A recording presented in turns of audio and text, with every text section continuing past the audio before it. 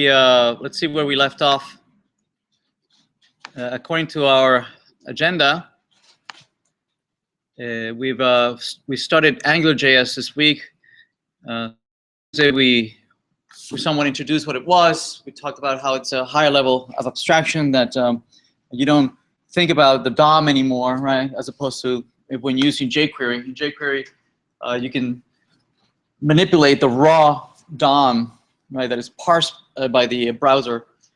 You can attach to those DOM elements and manipulate them. You can change the style. You can remove them. You can clone them. You can add content, move them around. All sorts of really powerful techniques, functionality. And AngularJS builds on that, creating several layers of abstraction so that we no longer think about the low-level DOM. We think about it at a very high level. We think about it in object-oriented terms. We create objects that have properties, and somehow these objects are mapped to the HTML through templates. Okay? So anyway, so I introduced that. We did a little whiteboarding here, and today we'll continue the discussion of AngularJS, and to reiterate what we covered on Tuesday, I was thinking we would do a demo, right, of using what we did on Tuesday, so that we can have a live coding session and see how you would put together an Angular application using HTML and JavaScript. Okay. All right. So yeah, so that will cover the material for AngularJS. Probably won't get to directives today.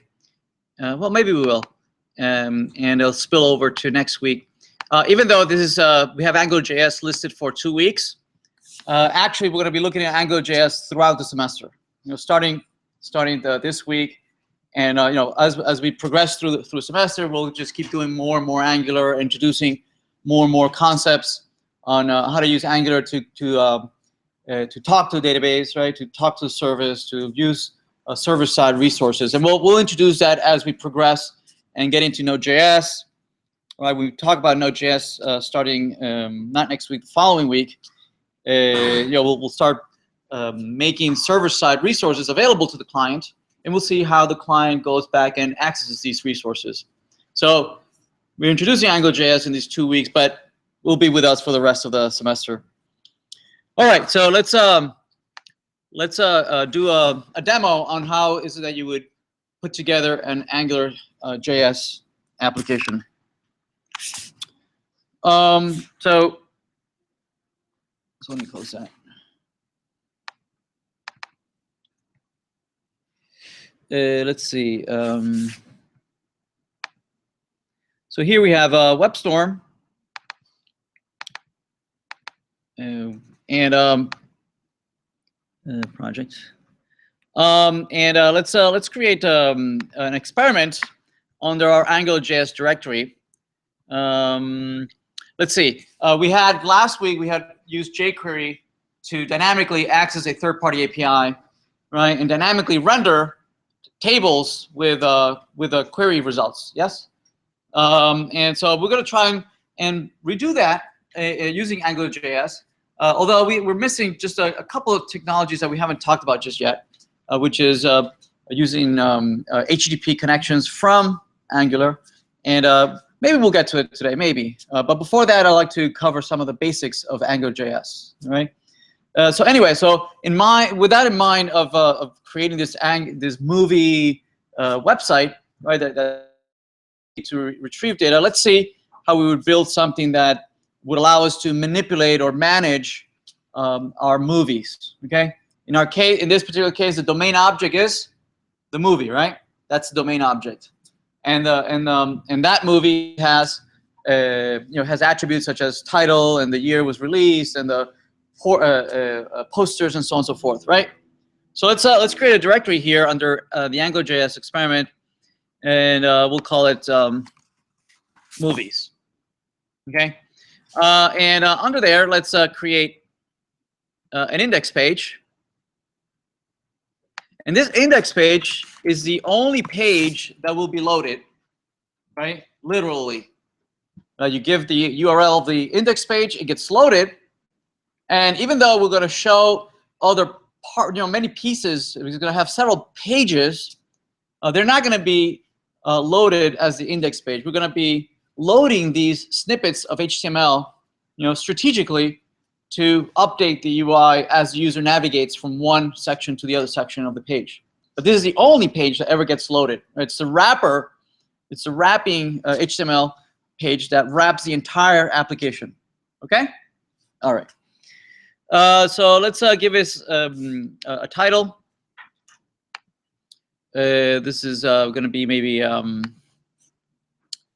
our movie database, maybe my movie admin page. Okay, so this is another type of user. This is a user that can manage those movies that we've liked, the movies that we've created reviews on, right? So a system admin might use maybe a tabular layout, right, of all the movies, and then they can look at all the movies. They can remove movies, create movies. Maybe they can look at the reviews of those movies, right, and maybe looking for inappropriate content, right, and then they can remove those reviews, or if users have been rowdy and are misbehaving, they can boot out those users or reprimand those users.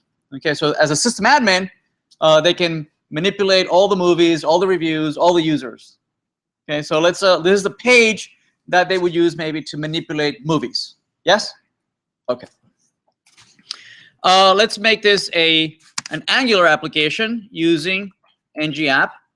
This will be called the movie admin app. Okay. As we mentioned on Tuesday, the ng-app attribute is added by the Angular framework, right? To declare that this HTML is an Angular application, right? And that the Angular library should parse the content and discover it so that it can then manipulate the page dynamically. Okay. All right. So we declared this to be a movie admin app. We need to load a couple of libraries. Let's see. Well, let's load first the Bootstrap library. And let's look up for the Bootstrap CDN.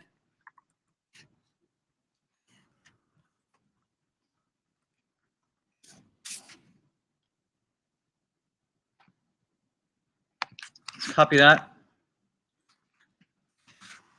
Let's say that this is a style sheet. Right. And now we'll load the Angular library. Right. So let's go fetch that somewhere.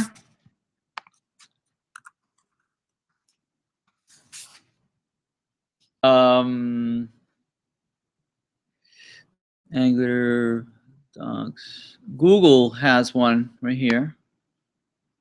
Google has a CDN that has all the various libraries that you can download from them. We could go to AngularJS, and has all the various versions. Here's a stable version that I'm just going to copy. Gives you the ability to just copy and paste into your code. So there, we've loaded AngularJS, right? But this is not yet an application until we create the accompanying module that declares this to be the top level module, right? So we'll do that in a separate script file of our own that we're going to put under a JS directory. Okay, so let's create that. App.js doesn't exist. Let's create it.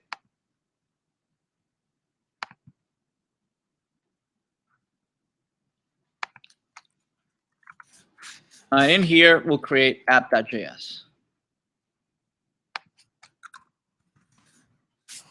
Okay. All right.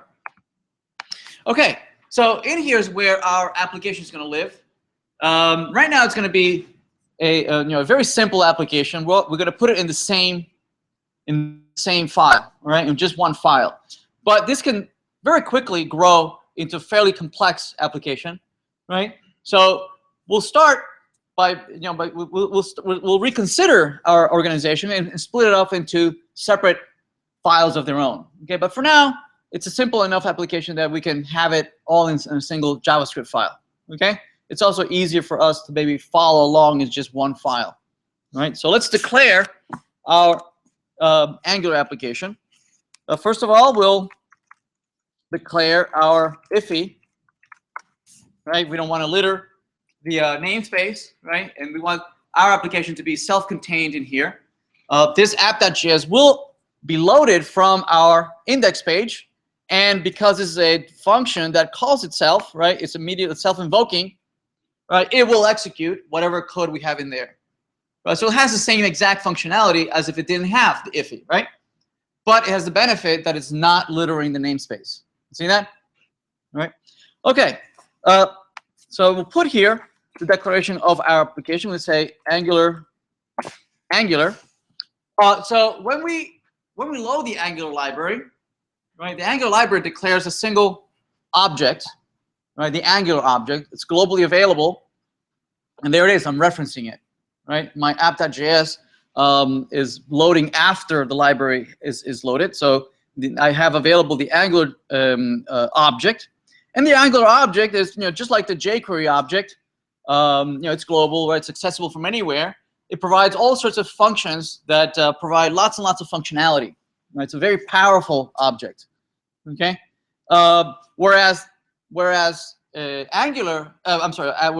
jQuery deals with the nitty-gritty of dealing with the DOM. Angular also deals with the DOM, but at a very high level, right?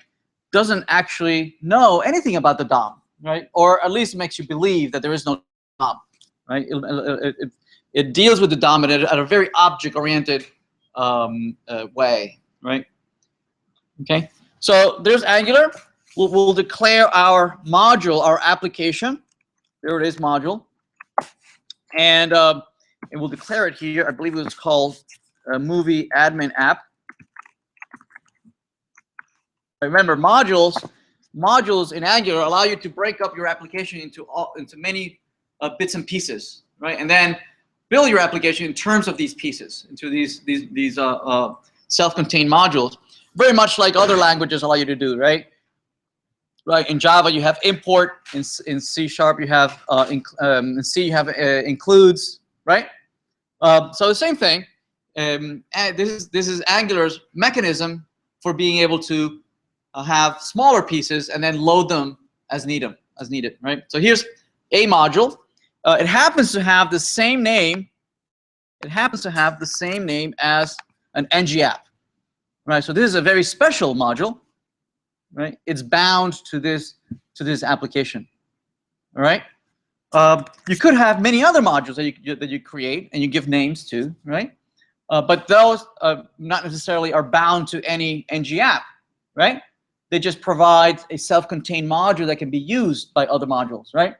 If you had other modules, if you did have other modules, you would list them here in the square brackets in this array by name, by the string names of those other modules. It would be loaded here, and then they would be available within this namespace of this module.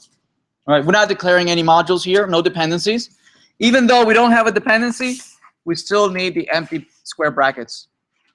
All right, don't forget this empty square brackets, otherwise you'll get an exception, and you'll go into some rabbit hole. Okay. Okay, now we have an Angular application.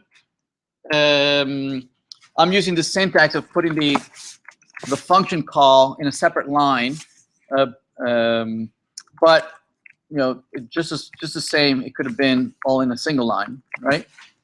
But a little later, I'm going to add more things, right? I'm going to add more things, and it'll be easier to read it if they are in separate lines, right? But it's syntactically the same.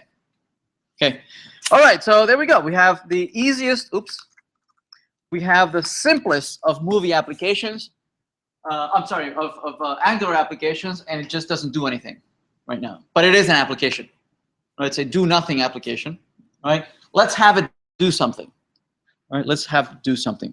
Basically, what we want to do is, like in any web application, we want it to be dynamic and react to our user inputs and dynamically show something or the other and manipulate some data. Some existing data, we want to somehow render it on the front end. Right? So to be able to do that, if you remember on Tuesday we talked about that Angular follows a very specific way of thinking about applications. Okay, it breaks up the web applications in three buckets, right? The view, the controller, and the data, right, or the model, right? And the view is the sole responsible for displaying the data, right? It's the only one who's responsible of knowing how the data is displayed, how it's laid out, what colors, right? How the look and feel. It's the only one responsible for that. The controller variance on that. They don't know anything about that. Okay, so then the controller is responsible for providing that data to the view. Right? The view says, "I need data." The controller is the one responsible for providing the data to the view that the view is then going to render. So these two go together, right? The view and the controller. Right? The view displays the data. The controller provides that data. Okay, right? So let's do that. This is the view, and the way this works is that you can have HTML templates in the HTML document that refer to a controller for it to provide the data. It says, "Hey, controller, give me the data." Right. So let's create here a view here. Let's see, container, and let's have here movie list. Okay. And in here, we're going to display movies in the form of a table. And we're going to say that this is displayed as a table. Right. Right. So this table is the one who's going to be responsible for displaying the data. Right. It needs to ask for the data from somewhere, from the controller. Right. So we're gonna bind this piece of DOM, this piece of HTML. We're gonna bind it, right, with a controller who's gonna be responsible for providing that data. Right. It is the table's responsibility for rendering it. Okay. So we're gonna declare here controller and say, well, this is who is responsible for providing that data. Okay. Right, because we have this AngularJS forces you to think in these two terms, right? The view is provided the data and it renders it, and the controller is the one who fetches the data, either going through a database, going to a server, going to a network, right? And providing that data. The controller has absolutely no idea how this data is going to be rendered. Right? So the controller has no idea about the DOM, about classes, IDs. Doesn't know anything. It just provides the data. So let's create the controller. So we'll say this is the movie list controller. Right. So this is a controller that is responsible for manipulating, right, or providing the data in the form of some list, right, a collection of movies, right? And what can you do with a collection of movies? Well, you can display the list of movies. You can read through the list of movies, yes, one by one. You can add to the list. You can remove from the list. You can update a particular element. Yes? Right? So the movie controller is responsible for providing this data and manipulating this data. Whereas the view, this template, this table, is responsible for displaying that model, that data. Okay? Right? So the controller manipulates the data and the view renders the data. Right? And there's a very, very clear distinction of responsibilities here. Okay, great. So the movie list control provides a list of movies. So let's see, let's create this movie list control. Let's implement that. Let's go to the app and let's create the controller. And we create it using another method off of the Angular object called controller. So the controller function, just like the module allows you to declare modules, the controller function allows you to declare controllers, right? It allows you to give them a name, right? That is going to be widely known throughout the application. Right now, this is a controller available in the movie admin app. Yes, widely available there, and it's implemented by a function that you can provide here. This function. You can embed the function in here. You can embed it right here, like as an anonymous function.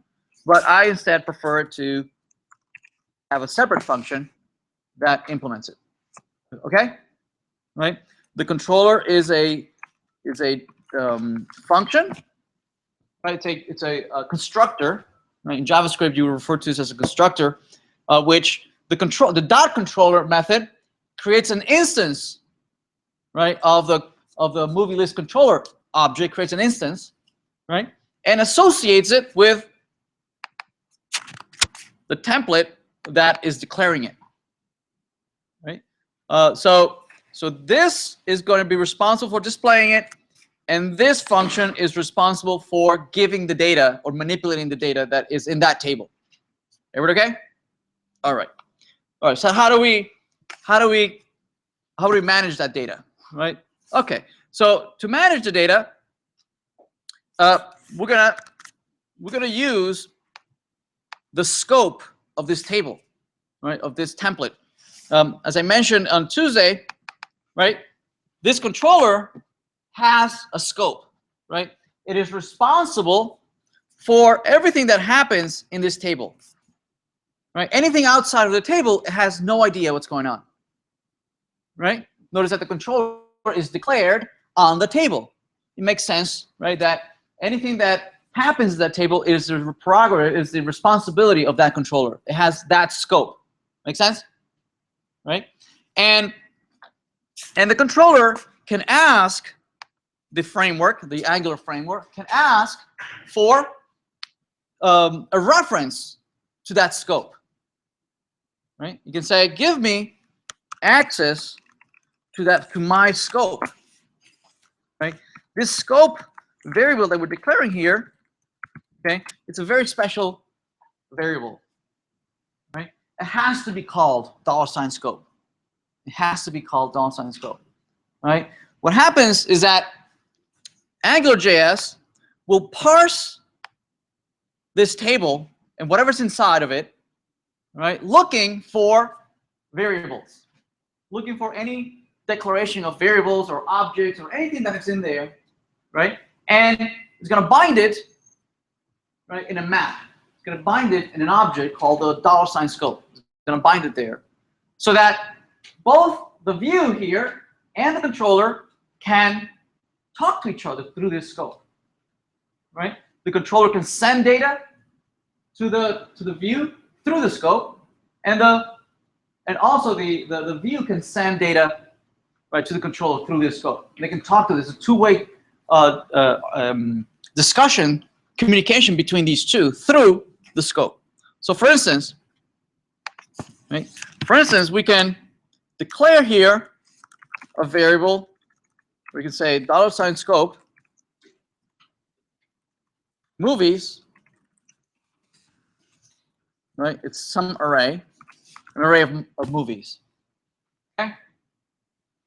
And so basically what we're doing is that we're declaring a variable, which is an array, presumably of objects, an array of objects. And because I am attaching it to the scope variable, it is now available on the view. Okay? Very, very interesting, very powerful abstraction. How to think about how the views and how the HTML and the JavaScript talk to one another, right? In jQuery, the way I send data, right, is to deliberately grab the DOM, right, and deliberately inject and create DOM elements and one by one build the DOM as I go dynamically. No such thing here. Right? No such thing here. So let's create a couple of movies. Okay. So the movies are going to have a schema, a simple schema, an ID. Right, 1, 2, 3. It'll have a title, right? Stars. And director. J.J. Abrams.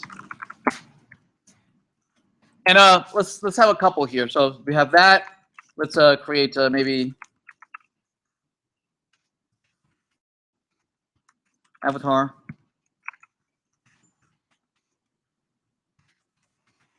Camera.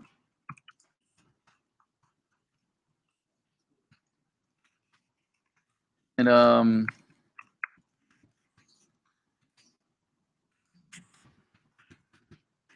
don't know what else. Millions. Also James Cameron.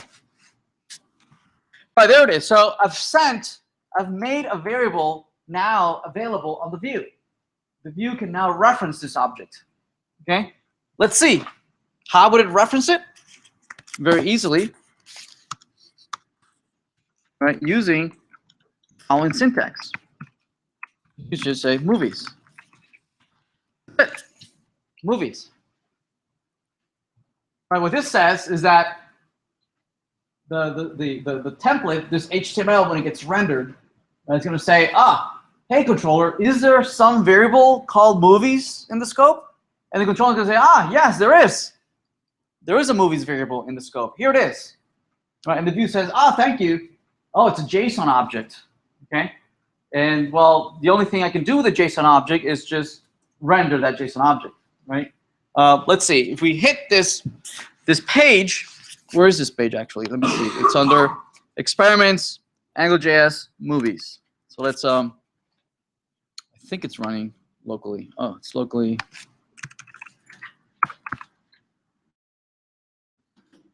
Oh no.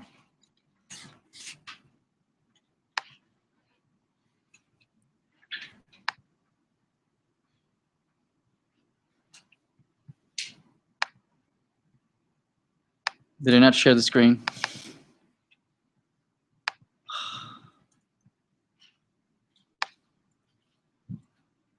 I think I wasn't sharing the screen.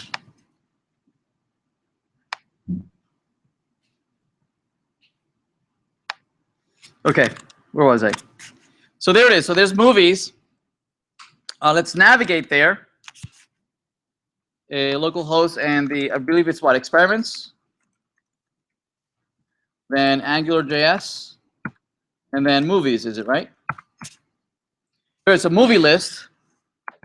And let's see, it didn't render anything. Let me look if I had any errors. I didn't have any errors. No console errors.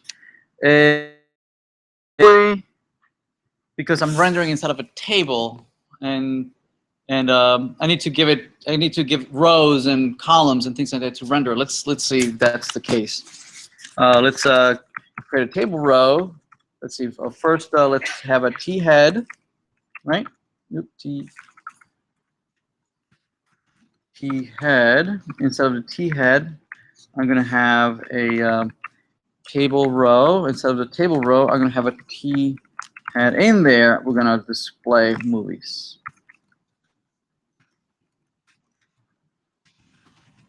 Let's render. There it is. Okay. It's getting worried there. There it is. So it renders as JSON. Since I haven't said what to do with that JSON, with that data that is coming from the controller, it just renders it as raw JSON. It doesn't know what to do with it. You just gave it an array of objects, right? And I just happen to put it inside of a TH, right, in the table. Right, that's where it's being rendered. If I put it on the just plain old table, that's HTML that is not correct HTML, and the browser doesn't know what to do with it, right? We need to put it inside of an element that actually renders. So there it is. So we have an array of objects, and from within the view, I can treat this variable for the object that it is, right? It's an object. Well, in this case, an array of objects, right? And I can put here valid JavaScript expressions, right? So since this is an array, I can put an index there, right? 0. And when I re-render, notice that I get the single object. You see that? I get the single object, right? Notice that, right? There hasn't been up to this point any reference to the DOM, right? We haven't deliberately asked for the TH, right? And then injected the data somehow, right? In jQuery, that's what you would do. In jQuery, you would grab the DOM and then put something inside and then append it, right? Right? Or do an HTML on it to change the content of it. Here, there is no mention of the DOM, right? We are at a higher level of abstraction. Since this is an object that has attributes like this, it has ID, titles, and director, we can use it like any other object. We can use the dot notation to, to retrieve individual pieces of the object, right? So we can say title. So that renders just Star Wars, hopefully. Why is it so slow? There it is, Star. Okay, makes sense, right? So what we want to be able to do here is, since the content is an array, right? This is an array similar to the array we were fetching from OMDB, right? Okay, and then we generated a table, right, of all the elements that came from the API. Let's try and do that. Yeah, let's try and do that. So from the TH, we're going to create some titles here. Let's see. We'll put ID. We'll have here title, and we'll have here director. Okay. Right. And let's refresh that. There we go. We got the ID, the title, and the director, and we want to be able to render underneath. Under the body, we want to render several table rows, right? A table row per object instance, right? We have 3 object instances. This should render as 3 rows. Make sense? Right? If you were doing this in jQuery, you would have to do what? You would have to grab the T-body. Then you would have to create dynamically. You would have to create the table row, right? Iterate over each one of the elements in the object. Create a table data for each of the elements. Yes, one for the ID, one for the title, one for the director, right? Then you have to dynamically append them all to the table row, and then you have to dynamically append the table row to the table data, right? Isn't that what we did last week? It was several lines of code to do this.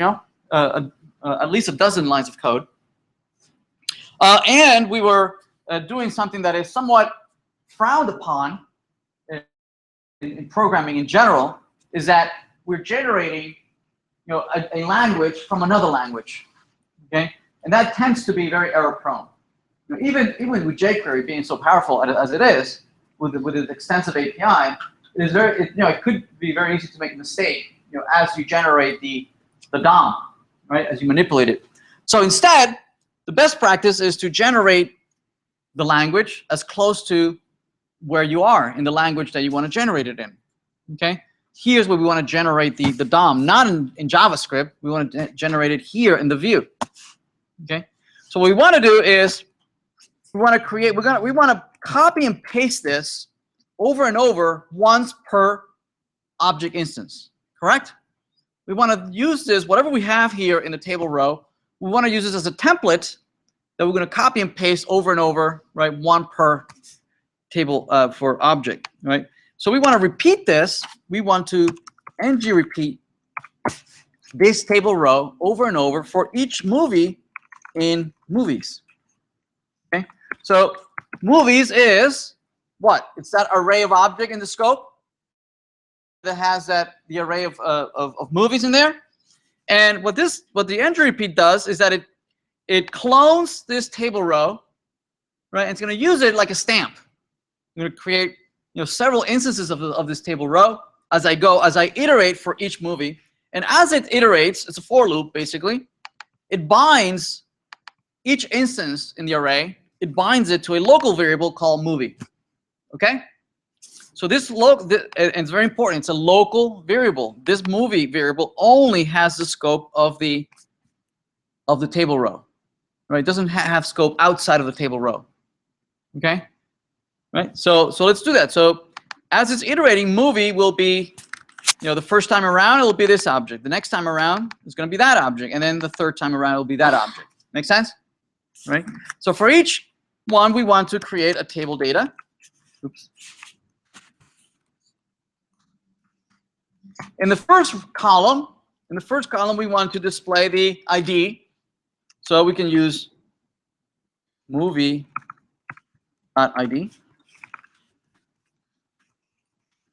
Then the title, and then the director.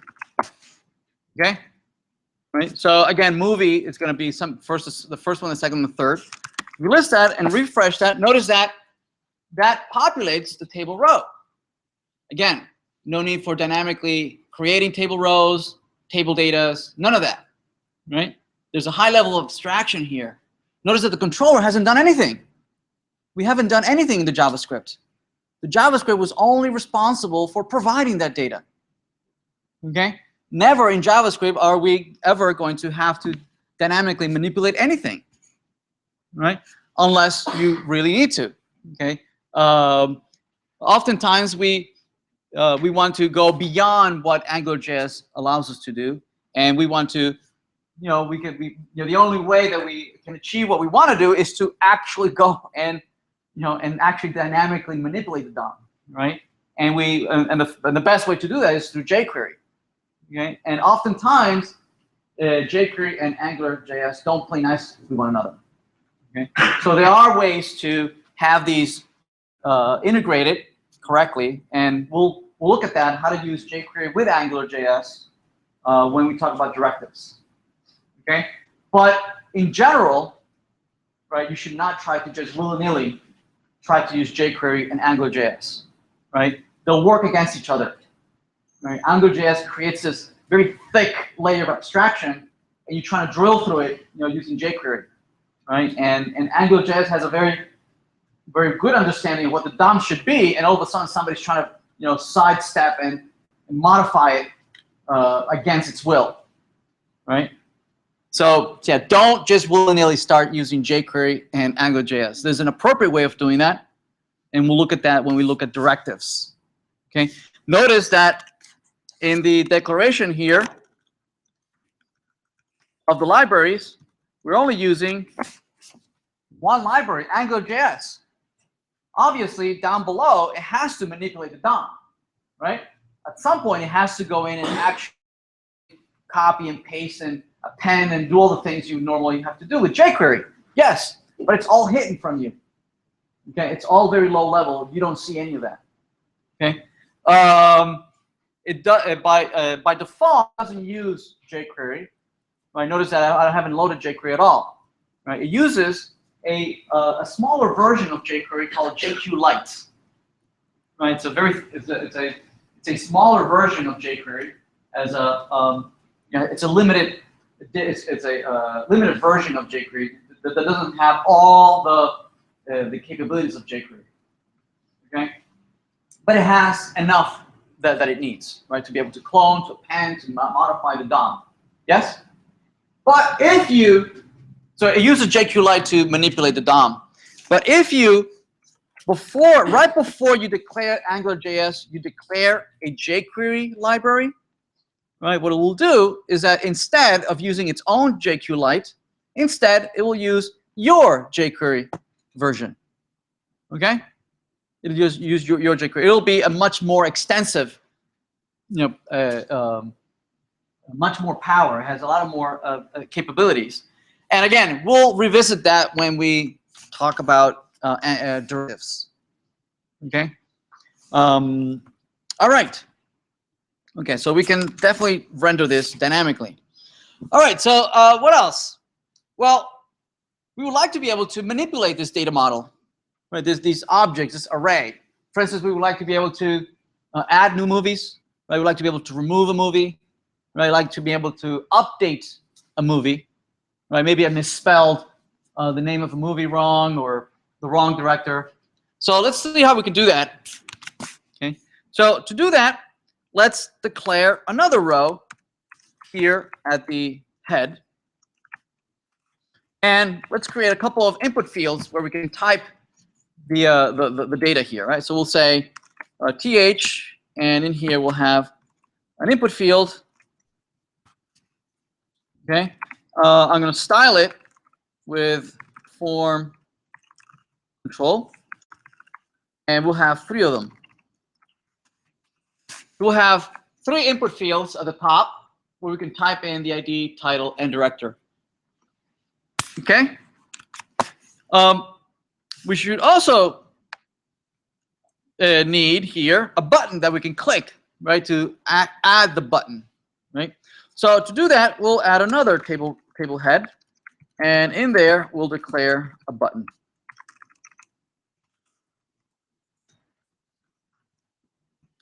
Button success. So we'll paint it green since we're adding something that's successful, and we'll use the words add. There we go. We've added the add button. Okay. Notice that there's something wrong with that styling there. See that? The line there is thick in the first 3 columns, but then it's thin in the last column. You see that? That's because the first row only has 3 columns and the second row has 4 columns. See that? Right. So let's fix that by adding a 4th column, also an empty 4th column here at the last one. Right. So we'll add an empty column right above it. Maybe we call it a non-breaking space. There it is. Now it's nice and thick. Right. Make sure that you fix these things, right? That you look at these details, right? When you're creating your own. All right, great. So we have this button. What we'd like to be able to do is create an event handler that if you click this button, something will happen, right? It will create the new movie. All right. So to do this, let me let's declare this in a separate line button. There we go. What we can do is notify the controller. The controller is the one who manipulates the data. The view has no idea what to do when you click on this button, right? It's going to notify the controller. Hey, controller, they click on the add button. What should I do? Right? It is the controller who's going to say, yes, that needs to change the model. Something has to happen to the model, right? To the data. I need to add something to the model, a new movie. Okay, right? So the way we notify the controller is by declaring an event handler. We can say ng click. You can say, hey, somebody clicked this, right? And it's going to notify the controller. Add movie. So the controller is going to declare an event handler called add movie, right? And it's going to do whatever it needs to do. What should it do? It should grab, right, the values from those 3 input fields, right? That's what we would do in jQuery, right? We would tie into those 3 fields, and when the button is clicked, the event handler would go off and get the values of those 3 values of those 3 fields, right? And then create the new object. We would have to create a new TR, right? A new table data, right? And then append it to the T body. Yes, right? Okay, so let's declare the add movie in the controller. So the controller is going to be notified. We want the controller to be notified whenever this button is clicked. And again, the way that the view and the controller talk to each other is through the scope, right? So functions are also the same way, through the scope. Meaning, the view is calling this movie. This function, and we communicate through the scope. So we can implement it by providing this function, right, that's going to be invoked whenever that object gets called. So here we're going to say console log add movie. Yes? Right, let's see if this works. Let's look at the console. Let's refresh. And when I click on add, notice that it says add movie. Yes? So we are in that function. It's being invoked. Okay? So now we have to somehow retrieve the data from these, right? In jQuery, we would declare IDs on these, right? ID, the ID. We would declare ID, ID title, ID, what is it? Director, right? That's how you declare it, right? And then from JavaScript, you would bind to those using the $sign object, right? You selecting it using hash ID, hash director, hash title, and you would get the value doing .val, correct? That's how you would do it. But that's way too low level. That's way low level. Instead, we're not going to use any IDs. Okay, no IDs. Instead, what we're going to do is we're going to use an object-oriented way of dealing with this. Okay, these three fields should bind to some object, some variable object, right?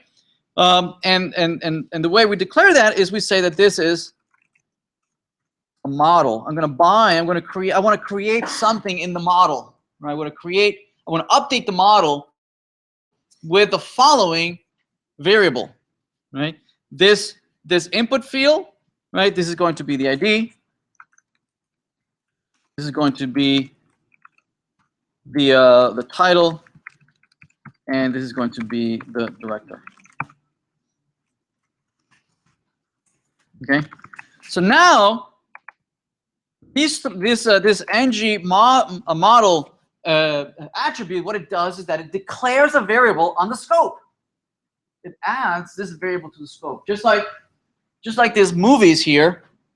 This movies is on the scope, right? It was declared by who? By the controller. The controller declared the movies on the scope. Well, the view can go the other way too. The view is declaring these variables, ID, title, and director, and they're now accessible on the controller. Okay? So in our function, I can now have access to the title through the scope, right? Who added that title to the scope? The view added that title to the scope. Okay, so if I now go and refresh, and I give the title Star Trek, say add, notice that it says add movie Star Trek. You see that? So I have that object in the controller. Yes? Through this, again, object-oriented way. We could go even further a little bit. A little better would be that instead of declaring three attributes like this, right, that they are disparate variables, we could group them together under a little higher level concept. They are all attributes of a movie, right? They're attributes of a movie object. Yes? Copy, paste, right? Now, even though this variable, I call it movie, and down here I also have movie, they have nothing to do with one another. Yes? Right? Very much like you in programming language, a variable has a scope, right? And the scope is generally determined by curly brackets, right? Or inside of a function, right? Or inside of a class, it has a scope. Yes? Same thing here. Variables in AngularJS also have a scope. The scope of this variable is only within the repeat, right? Like this is var I, it's a counter, right? Inside of a for loop, right? The scope of that is only within the for loop body. Yes, it has nothing to do with another variable that might be called the same thing. Right? They don't have nothing to do with one another. Everybody okay with that? So what is the view doing here? It's creating an object, and it's declaring that that object has an ID, a title, and a director. Yes, right. That means that on the controller, I can refer to that title through scope.movie.title. Okay, everybody okay? So yes.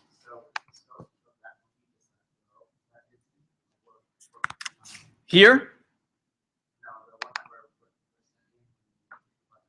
Yep, here. Well, here, okay, since here movies, notice that it has global scope of the controller, right? Whereas movie only has scope within the loop, right? So this movie variable is not used anywhere else, right? It gets thrown away at the end of the repeat, right? But just like movies is global inside of the controller, movie here is also has the scope of the controller. Okay, So it's not, the scope is not this input field, but it's now available anywhere in the controller. Okay. So notice that here I can put it here, I can put it anywhere in any other function inside of these two curly brackets, inside of the controller. It has no meaning outside of this function. Okay. Yes. So if we put it HTML. Yep. If we didn't call if we didn't call it movie and movies, just call it move and movie. Yep. No, that would still work, right? You would. Oh, okay. Yeah. So this now would refer to this. Yes. Yeah. Good catch. Yeah. Excellent. You understand the question, right? Right. Now this is just because there is a variable called movie, right? These three would be bound to this, so you would see the same three movies, 3 times, whatever the input field is. Okay. Actually, that would be a cool thing to try. There's nothing, but as I type, they're all bound to the same instance. And notice that notice the really, really peculiar way that it behaves, right? Notice that all the rows are being notified, and they're notified as I type. Okay, this points out another issue, right? When you create a model, either on the controller or on the view, something very special happens. Okay, the Angular framework creates listeners and event handlers for each one of these model elements. Meaning, if it changes, anybody who's dependent on that object will be notified as the model changes. Right. So, for instance, right, that object movie.id title and director. Right, that's an instance, right, of an object. Anybody who's using that, well, 3 times those rows, yes, right. And if that model changes, everybody's notified. So what happens here is that as I type over here, the controller is notified that the object has changed, right, and then it's broadcasted, right. Anybody who has a reference to that object. So that's the second issue, is that there are references. Right? Angular treats this as references. Right? If you change this and it's modified, and anywhere there's a reference, right, gets notified, and it's looking at the same exact object. It's a two-way. We call it in Java and AngularJS. We call this a two-way binding. Anything that happens to a variable in the view, like because I'm editing on the input field, the controller knows about it. And if the controller updates it, the view is notified. So both ways. If the view modifies it, the controller is notified. If the controller changes it, the view is notified. Okay, and there's a two-way binding here. We'll talk about that a little later. All right, so let's not do that. Okay, now this is the movie inside of that array. Yes? Okay. All right, so I have a title. Now, notice that if I type here, Titanic. I like James Cameron.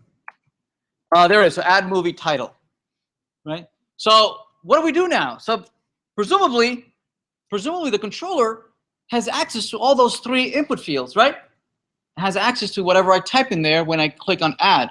What should I do? What can it do? What can the controller do? It could create an object out of this. Create an object out of this, whose ID is the scope ID, whose title is a copy of the scope title, and the director is from the scope. Oh, I think it's movie. A movie director, right?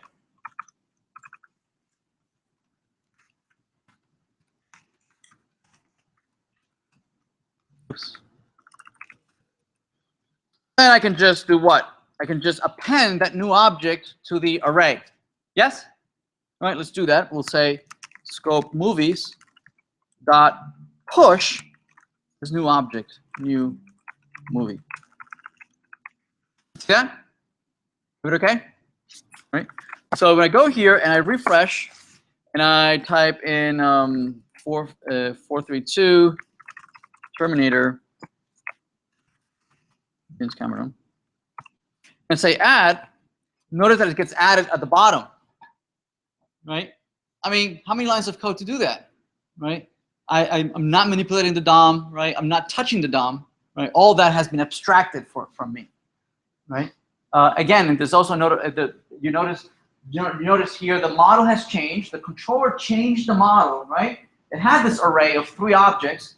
It added a new object, so it changed. Yes, it was modified. Anybody who's listening to it, it's going to be notified that the model changed. Yes, and so it's going to notify the view. The view has an interest in this array of movies, right? Because it needs it to maintain the rows of the movies. So when the view gets notified that the array has changed and something has to be added, it says, I need to change. I need to update myself. And it re-renders, right, by adding this new table row at the bottom of the table body. You see that? Very powerful, right? And I can keep adding more things, right?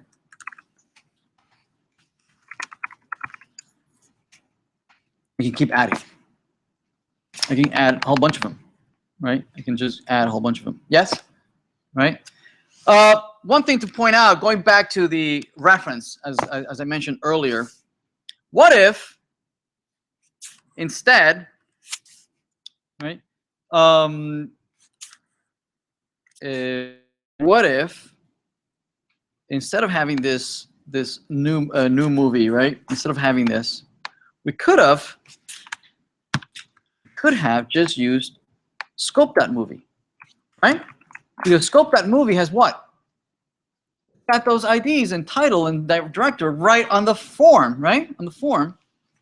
I can copy that and I could put it in here, right? Just add the movie that is in the form, right? So let's see what happens there. If I refresh, you'll notice that if I type something here and I add it, it seems to work, right? But if I keep adding, it's going to break. See that? Right? What Angular does is that it wants to make sure that the arrays, right, contain objects that are unique, right? That it can determine there's a one-to-one mapping and say that I can distinguish what object maps to what element on the HTML, right? So that it can make sure that if something changes, it can update the correct elements in the row, right? If you have 2 objects that are identical to one another, right, it cannot distinguish between them, right? So it can't update the correct DOM. So what's happening here? If I reload, right, and I type something,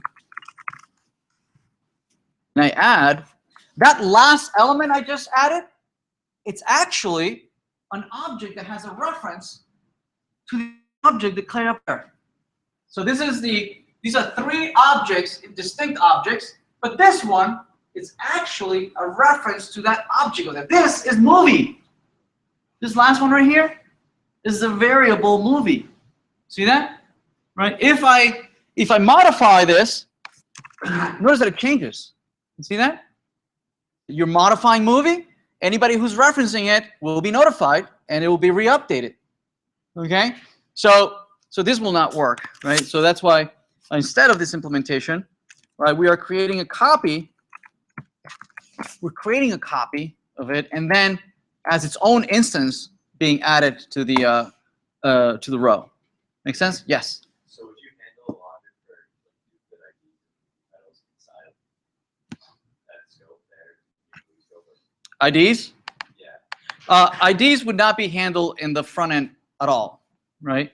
As we'll revisit a little later when we get to servers and databases, the IDs will actually be handled by the database, right? The database will automatically create for us unique identifiers, right? Right now, this is somewhat a toy. Okay, it's somewhat academic. But starting when we start talking about Node.js and the database will provide the IDs, the unique identifiers. Okay. Right. Yes. Can you explain again? We're not pushing on an object here. We're pushing, or before when we were pushing just the movie. Yeah. You're pushing a pointer. Yes. Right. Okay. Yeah. Yep. And why is that different than when you hit enter 5 times? Right. The data inside is the same, right? But the instance is not. Right. You have, so it's like having two people that are called the same, even though they have the same. Even they might be twins, right? Have exactly the same DNA. They're distinct from each other. Right? So why does the pointer get throughout the garbage? So Angular, when it iterates, ng-repeat. One of the requirements of ng-repeat is that the objects in the array have to be unique, right? So that because it uses the instance to be able to determine to distinguish between them, right? And oftentimes you can't. You want to have repeats, right? That you have the same instance. And so you can configure ng-repeat not to use the instance to track the objects, right? You can tell ng-repeat use the index to track the object, right? To track, to distinguish between the objects. So I guess like my confusion is like, why can't you just push 2 pointers to? You can't push 2 pointers, but once you push those 2 pointers, you can't push them again. So you have an array with all sorts of pointers, right? But if you have already a pointer in that array, you can't push it again and have it. The array is fine. The array doesn't care. It's ng-repeat, the one who cares. ng-repeat, one of the requirements of ng-repeat is that the objects inside of the array that you give it to render have to be unique, right? And because what it does is that it creates a mapping. It says, okay, these are the objects, and these are the templates that I am generating, right? And so it needs to be able to have a means to be able to distinguish that I use this object to render this table row, and use this object to generate this table row, right? If 2 objects are the same, right? Now it can't distinguish between the 2. There's no way for it to distinguish which one came first or later or afterwards, right? Which we'll do in a second. For instance, when we delete the objects, right? The way we can delete an object is to ask, oh, here's the object that I want to delete. Where does it appear in the array, right? If they're pointers and they appear twice in the array, then it says, well, which one do you want? The first one or the second one, right? Now you start getting into inconsistency of, well, do you want to remove all of them? Do you want to remove the first one, the last one?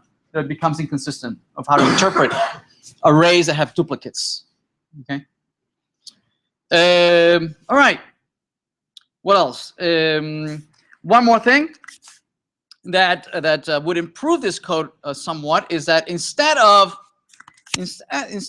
the function having access to the scope, to make this a little more object-oriented, just a little more object-oriented, we could pass in the movie instance, right? That is in the that lives in the front end, right? In the view, right? So that now the controller doesn't actually have to go out to the scope to retrieve it, right? It's being passed to it as an argument in the function. See that? That's a little cleaner, right? So that it doesn't have, it's even a little more abstract. Okay? It says, where is this coming from? It could come from anywhere, right? It actually could come from the database as opposed to from the view. Yes? It could come from anywhere. So this one in particular right now is coming from the view, right? From that button being clicked. But this could be a more generic function that could be invoked from anywhere with an instance of a movie. Make sense? Right? And this should work the same way, hopefully. It works the same, right? But it's a better implementation. Yes. Yeah, it will create a whole bunch of them, right? There are different instances that happen to have the same value, right? So the comparison is by pointers, not by value, right? When you compare strings, typically when you compare strings, the default comparison of strings is by references. You compare them by reference, not by the actual character comparison, right? Same thing with objects. When you compare objects, the default implementation of comparison is by reference, right? Not by deep comparison. If you want a deep comparison, then yes, you would go through each one of the attributes, checking that all the attributes have exactly the same value, right? But no, here, by default, it's comparison is by reference. Okay? All right. So we have the add movie. How about removing a movie? I wanted to remove a movie. So what I like to do is at the end of each one of the rows, I might want maybe a delete button over here, right? So I can remove an individual movie. So let's do that. Let's add at the end of each one of the rows in the template, we'll add a button. Say button danger.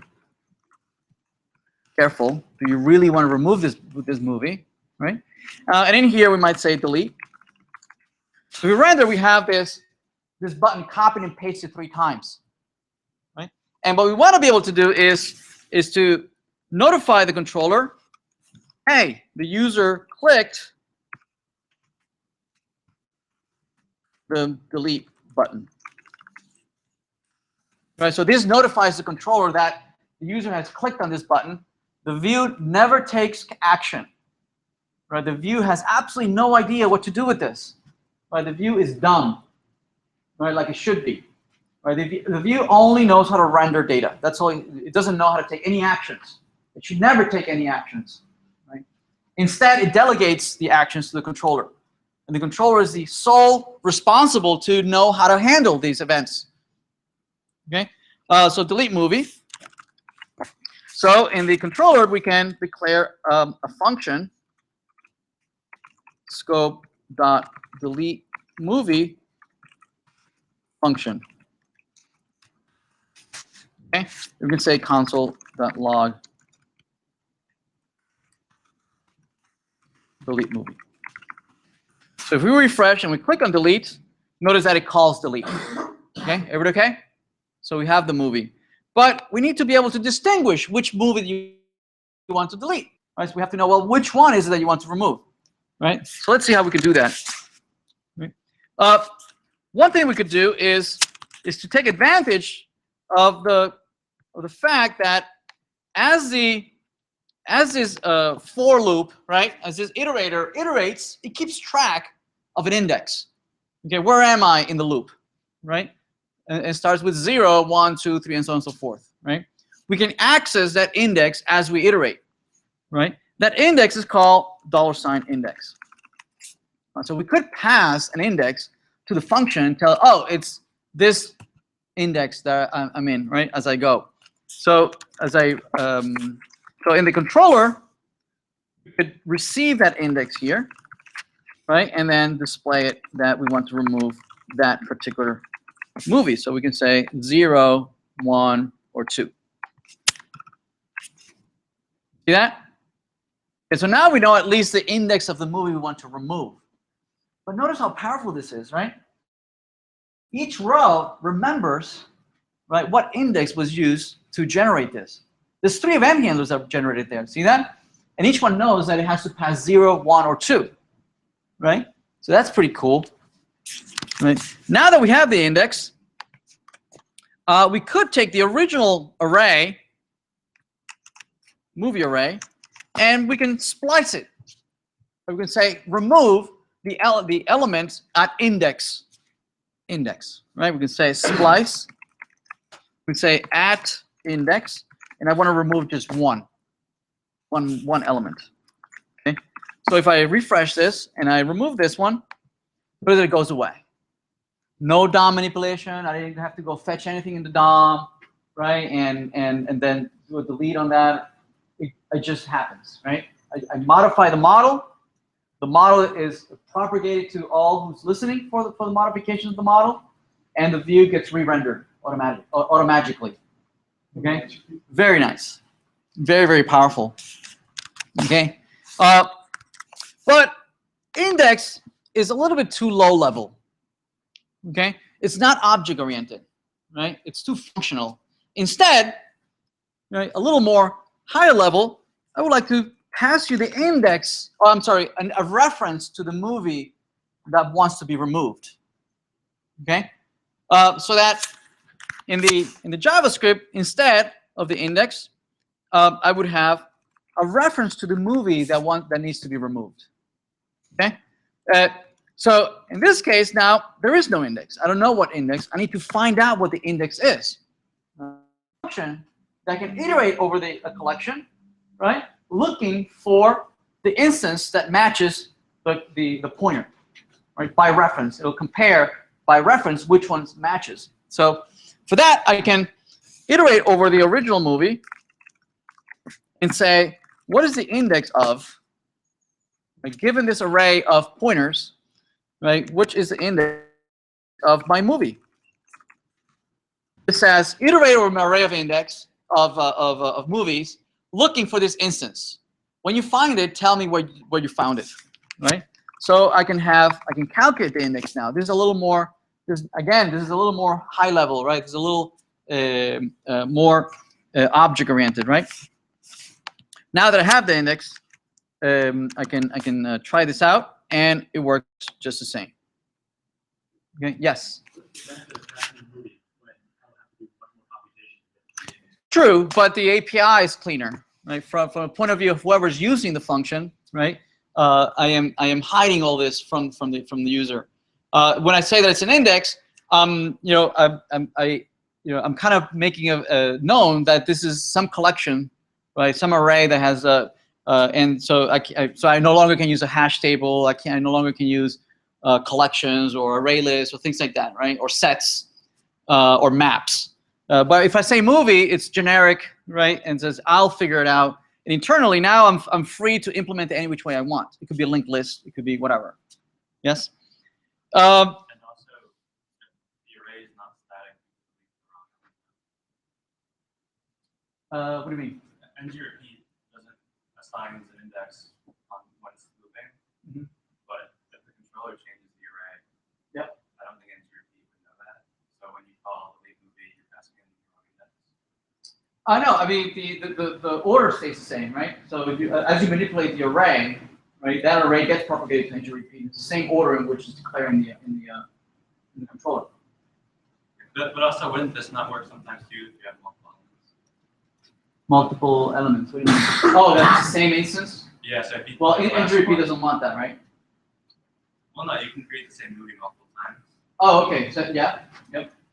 So But there's they happen to be named the same, but they are uniquely identified, right? As far as NGRP is concerned, they're different movies. right, but as far as the controller is concerned, they're not. I'm sorry? But as far as the controller is concerned, they're not. No, it'll be the same. So Same thing. if you're looking at the index of a movie that's duplicated, Yep. how would No, there's no duplication here, right? Because when we added them, we made sure that they were all unique instances, regardless of what the actual data is inside. We never have duplicates here, right? Even if the data is the same, they have different instances. It's like in Java, I might say new, right? But all the objects have the same data. But even though they have the same data, they're unique instances. They're all pointing to different parts in the memory, right? Unique parts in the memory. Okay. All right. So anyway, so here we're going to create several other event handlers, right? Certainly we have add, we have delete. We're going to use update also. We're going to be able to select a particular movie. So this is going to get pretty long, okay, for a whole bunch of event handlers. We'll add a couple more. So this is going to start to become somewhat hard to read, okay? So to make this a little bit more readable, we're going to use one of John Papa's style guide. I pointed it out in one of the assignments, right? That that you should follow one of the style guides there. One of those John Papa's, right? One is the Crawford.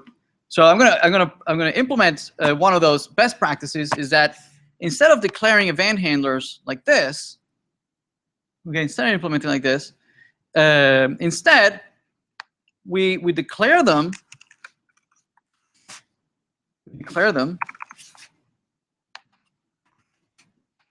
Add, right? And then instead of these being functions like this, they would be declared this way, okay? And they're completely equivalent, right? We're saying that add movie is bound to this function, which is declared down here, right? And this other one, same thing. We'll repeat the same thing. Delete movie is equal to delete movie. And now you have this function down here. Now this becomes a little easier to read, right? Especially if you have tons and tons of event handlers. Okay, if you just declare them at the top, event handler declarations. Okay? Makes it very easy to, at the very top of the controller, yes, handlers. There could be 10 of them maybe, right? There are, handle all the clicks and gestures that you're working on the front end, right? But I just declared that I can very quickly see what all my event handlers are. If I care to see their implementation, I can keep reading, right? If I want to see the implementation, but I don't have to. I don't have to keep reading if I don't want to, right? I can see the declaration right at the top. This is much easier to read.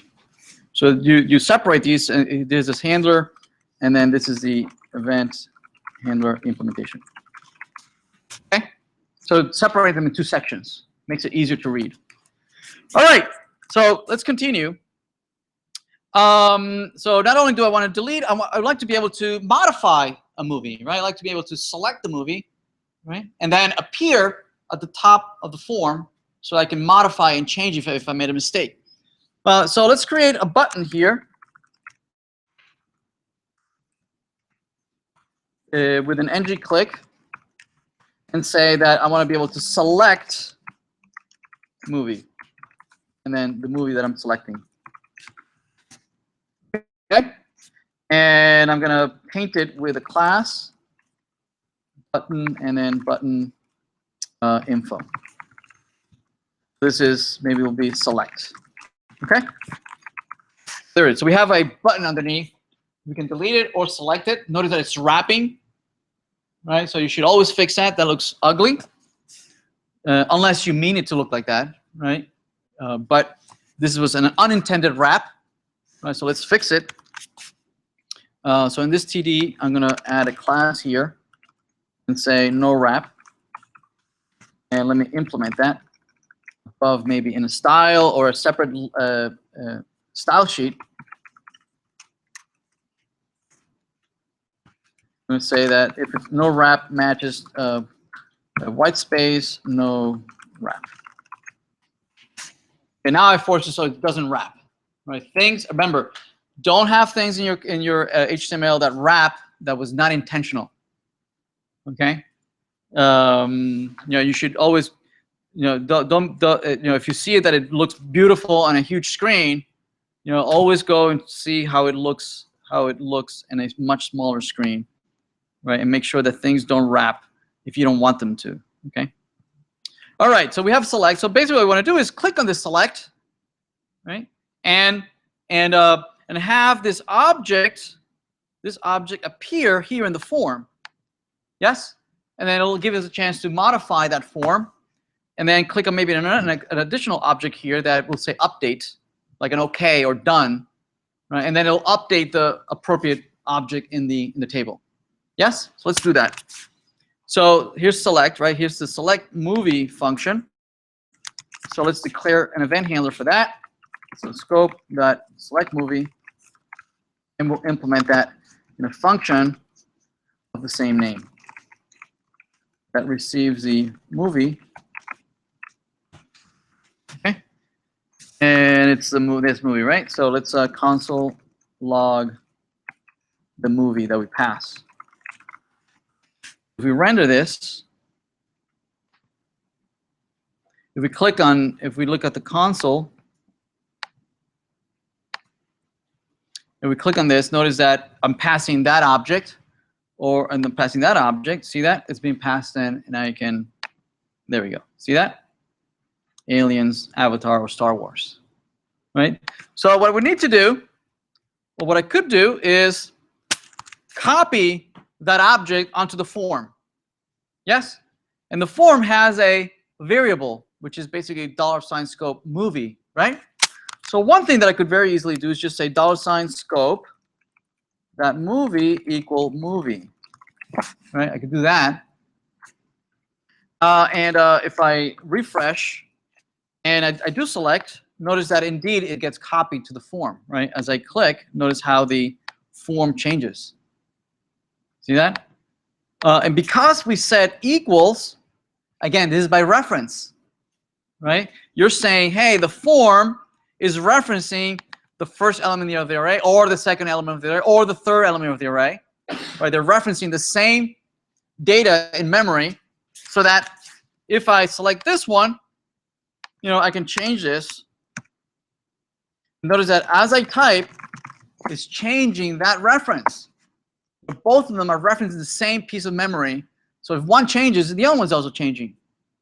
Okay? Which I think is pretty cool. Right? That things are changing and notifying. Again, a lot of things are happening behind the scenes that allows us to behave this way.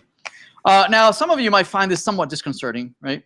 That I can change something, select something else here, aliens 2. I can change that without having an OK, right? I think it's a better user experience if you allow me to have an OK or done a button that kind of allows me to look at the data and make sure that this is exactly what I want, and then submit my changes, as opposed to having the data just modify as I type. So that is somewhat disconcerting. Even though notice that I can easily change these, right? I can.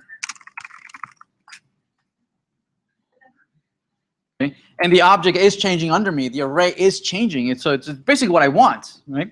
But a better user experience is that doing this, right? What I will do is we're going to do a copy. And we're going to copy from the movie element 0, 1, or 2. We're going to copy onto the form, right? So we're going to create a brand new object. And the ID is going to be the same ID as the movie that comes in. The title is going to be the same title as the movie title. And the director is going to be the movie director. A better implementation might be that we create an actual object, a constructor, that can take as an instance, right, and can do the copy. Right, we'll do that next week. But here we're doing it by hand. We're doing the copy. But we've done it quite a few times, right? We've done it here.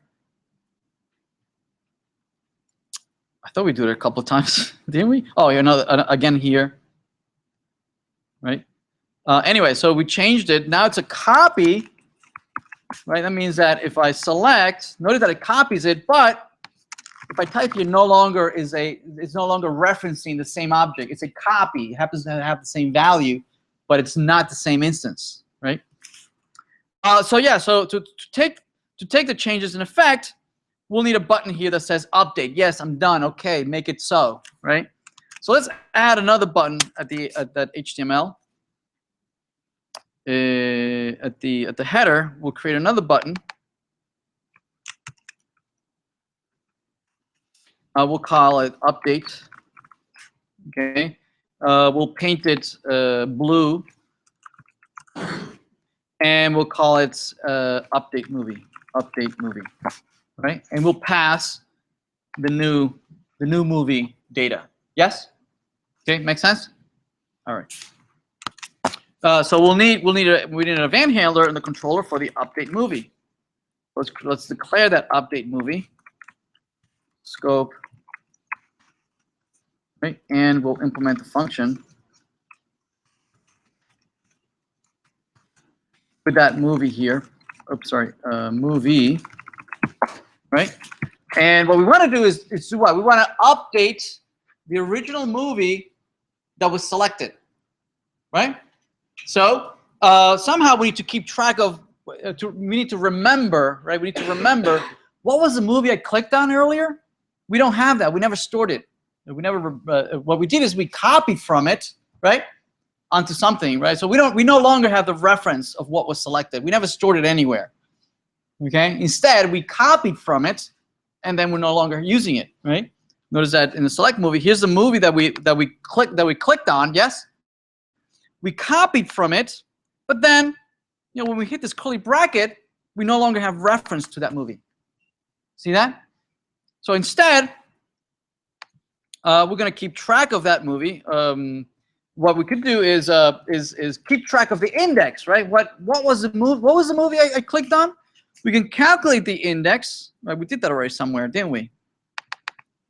We can calculate the index so that we remember on what movie we clicked on, and have it stored in a global variable. Well, not global.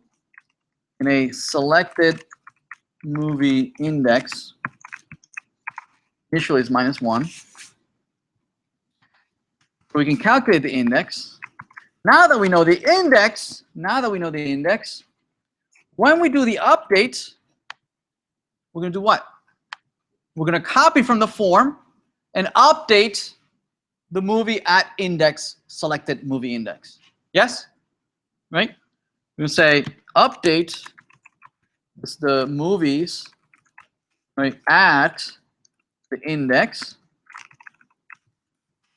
right? And make it so that it's equal to the values that are coming from the parameter. See that? Right? So let's see, let's refresh. There's the update. So I can select that, and I can change this to 7, and then I click to update, and it goes and then updates the actual element that was selected. Okay? I'm sorry? It's -1, right? So it will fail. Yeah, I'm just kind of curious how it will. Oh, what would happen? Yeah, you would get some exception because you're saying array sub index -1, which doesn't exist, right? So yes, you would have to you know, maybe do some if, right? If select movie index it's greater than or equal to 0, then that, right?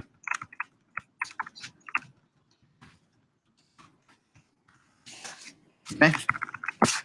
Right, and some other, you know, you might check for the selected index. Is it within the range?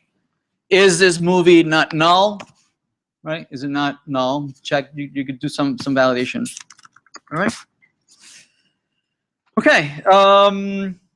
Let's see. So yeah. So we've shown you basically examples that execute or implement the the 4 basic operations, the 4 basic CRUD operations. Right. So whenever you hear me say, you know, in the assignments or here in class, that for any domain object, in this case movies, right? My domain object, what is it? Movies, right? For any domain object, you need to be able to implement all 4 operations, all 4 CRUD operations. You need to be able to create them, right? You need to be able to delete them, you need to be able to update them, you need to be able to read them, right, or retrieve them. Yes? Okay. The read operations oftentimes is 2-phase, right? One of them is read all of them. I want to see all the movies. In other cases, is I want to see just one of the movies, one particular movie, right? So sometimes I call it 4 + 1. So it's the 4 basic operations plus 1. So it's really 5, right? So it's a create, read, update, delete, read all of them. Okay. So you'll hear me say this over and over throughout the semester that as you have these domain objects, right, or any entity, anything that you are storing in the database, right, that you are maintaining state for in the database, you need to have these basic 5 operations. If you have a user, right, you need to be able to register. What's that? Create a user. You need to be able to log in. What's that? Look them up. That's a read, right? If you're an admin, you need to, or if you're in your profile and you're updating, that's an update, right? If you're misbehaving, the admin should be able to kick you out. Or if you leave your account, right, and you don't want to be in the website anymore, you need to be deleted. So the basic 5 operations, right, for any object, for any entity, if it's a user, if it's a movie, a cooking recipe, if it's whatever it is, you'll need to create these basic five basic operations for all your objects, right? And with that, you're 90% of the way there.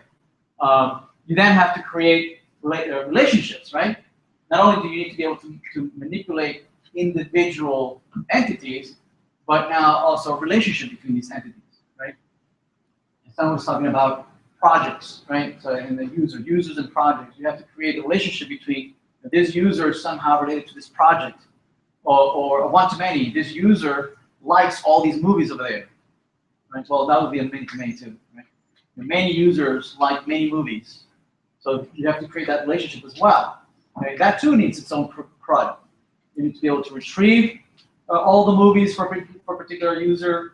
You need to be able to remove a particular review or likes for a particular movie user relationship, right? You need to be able to update it. I don't like it anymore, or maybe if it's rating, I'll give it 3 stars, 4 stars, 5 stars. I can change my rating. That's an update, right? And I no longer want my rating. That's a delete. So for every object, for every type of object, you need these CRUD operations. For every relationship, you need these CRUD operations. Okay. Right now, we only did CRUD operations for one object. Okay. And as we'll progress, we'll see how this is implemented in the server in Node.js, and then how it's permanently stored in a database in MongoDB. All right. All right. I'm going to leave it here. I have office hours today. If you have a schedule, please come see me. If you don't have a schedule, I'll still see you. I'll stay here till I see everybody. Also, I changed the slots to be longer, right? Because the slots, I timed it to be 15 minutes long, and they were more like 20, 30 minutes. So there was a long queue of people outside my door. So instead, I made it 30 minutes, so that if you come, hopefully, I'll be done with that other student, so that I can help you right away. You don't have to wait. Okay. All right. All right. Thank you. So, just real quick, can I ask you before I run to my next session? Yes. Let me stop this.